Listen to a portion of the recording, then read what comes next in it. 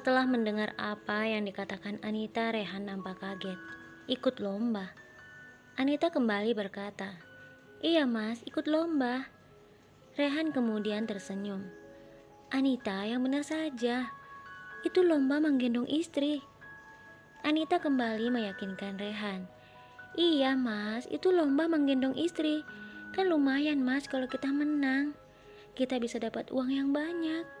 Lumayan untuk memperbaiki rumah kita mas."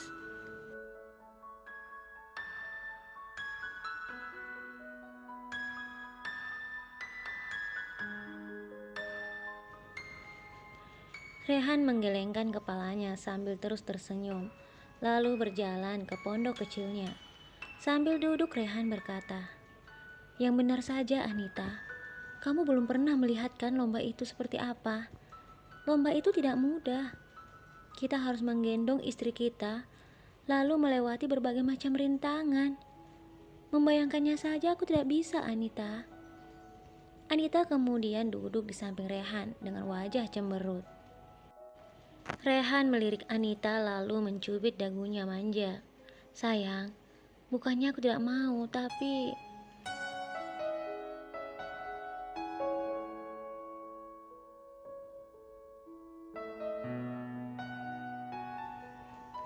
Perkataan Rehan belum selesai. Anita kemudian berkata, "Aku tahu kenapa Mas Rehan tidak mau ikut lomba itu.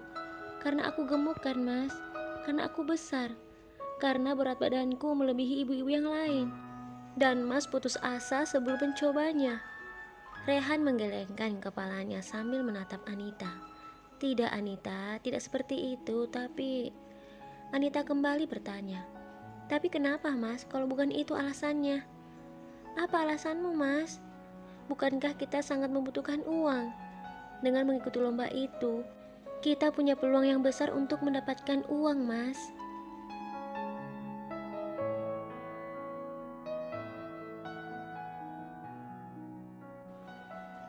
Rehan diam saja tanpa berkata apapun, sambil tertunduk. Anita yang melihat Rehan seperti itu berkata dalam hati, "Maaf mas, aku tahu mengikuti lomba itu sangat sulit bagi kita, apalagi dengan tubuhku yang sangat berat. Setidaknya aku tahu apa jawabanmu mas." Anita kemudian menggenggam tangan Rehan.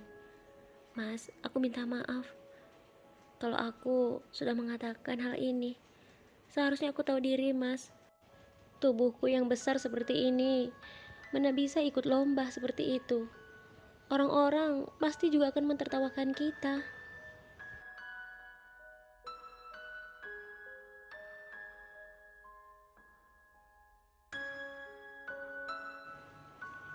Rehan hanya memeluk Anita sambil membelai rambutnya. "Jangan berkata seperti itu Anita. Aku yang minta maaf karena aku tidak bisa memenuhi keinginanmu." Anita melepaskan pelukan Rehan lalu menatapnya. "Tapi mas sungguh mencintaiku kan?" Rehan tersenyum menatap Anita mesra. "Tentu saja Anita, aku sangat mencintaimu." Anita kembali bertanya seakan-akan dia tidak puas dengan jawaban Rehan. "Walaupun tubuhku sebesar ini mas?"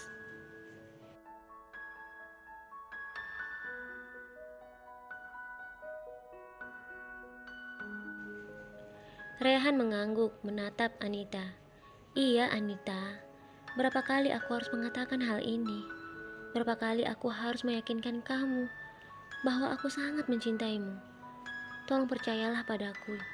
Jangan dengarkan perkataan orang-orang yang hanya ingin menghancurkan hubungan kita." Anita tersenyum lalu memeluk Rehan. Saat malam hari ketika Anita sudah tidur terlelap, Rehan terus memandangi wajah Anita dan sesekali memandang tubuh Anita yang besar.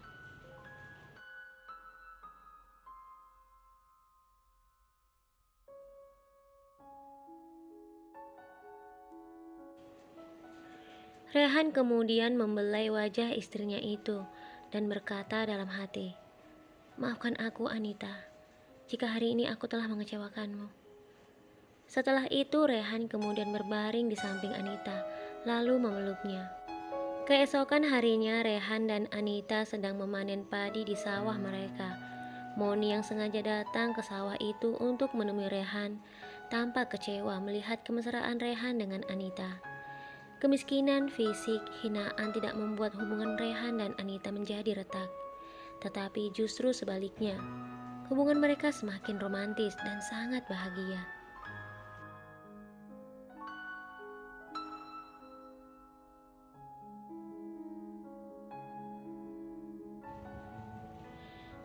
Perasaan cemburu yang menyelimuti hati Moni semakin membara.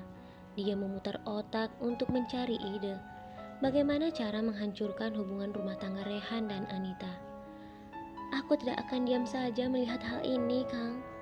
Aku akan mencari cara untuk mendapatkanmu kembali, kata Moni dalam hati. Setelah itu dengan perasaan yang hancur, Moni berlari kembali ke rumahnya.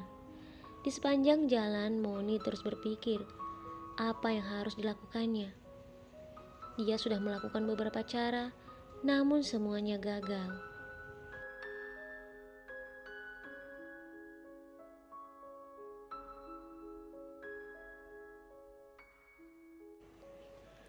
Bagi Moni sangat sulit untuk memisahkan Rehan dengan Anita. Anita bahkan tidak mendengarkan atau percaya dengan apapun yang Moni katakan tentang Rehan. Wanita gemuk itu sama sekali tidak percaya dengan apa yang sudah aku katakan padanya. Aku harus melakukan sesuatu untuk membuatnya percaya. Tetapi apa yang harus aku lakukan? Kata Moni saat dia berada di dalam rumahnya.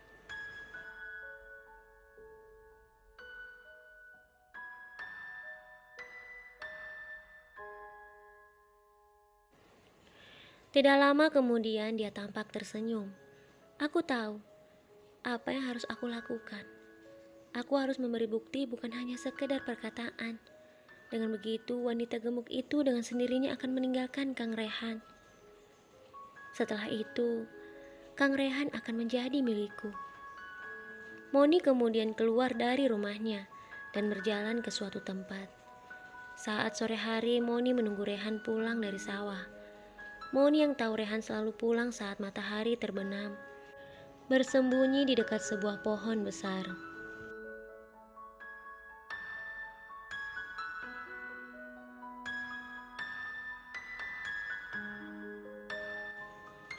Saat yang ditunggu-tunggu oleh Moni telah tiba. Rehan melintas di jalan setapak yang tak jauh dari pohon tempat Moni bersembunyi. Saat Moni tahu Rehan semakin dekat dengannya, Moni langsung berlari melihat ke kanan dan ke kiri sambil berteriak, "Tolong! Tolong!" Rehan yang sedang berjalan di depannya sangat kaget melihat Moni berlari ke arahnya sambil berteriak meminta tolong. "Moni? Kenapa Moni berlari sambil berteriak?" batin Rehan.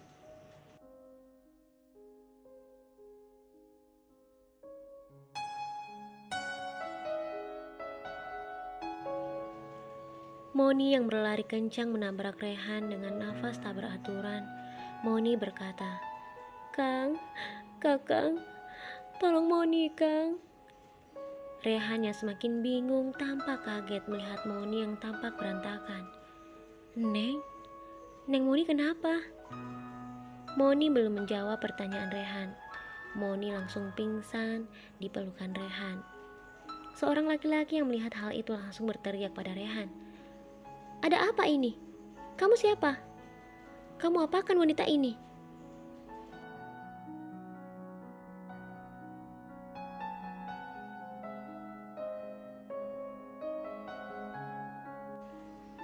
Rehan yang tidak tahu apapun mencoba untuk menjelaskan kepada laki-laki itu. "Begini mas." Rehan belum menyelesaikan perkataannya. Laki-laki itu langsung berkata sambil menunjuknya, "Oh, jangan-jangan kamu telah melakukan sesuatu pada wanita ini ya?" Rehan belum sempat mengatakan apapun. Laki-laki yang tidak dia kenali itu kemudian berteriak sekeras-kerasnya, sehingga beberapa orang datang menghampiri mereka.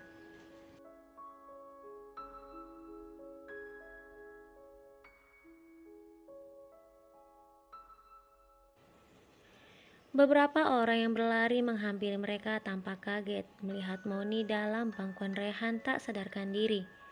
"Ada apa ini? Rehan? Kamu Rehan kan? Kamu apakan Moni?"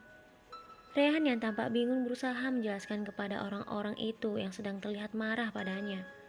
Bahkan beberapa dari mereka telah menuduh Rehan melakukan sesuatu kepada Moni, sehingga Rehan harus dibawa ke kantor desa dan diadili di sana.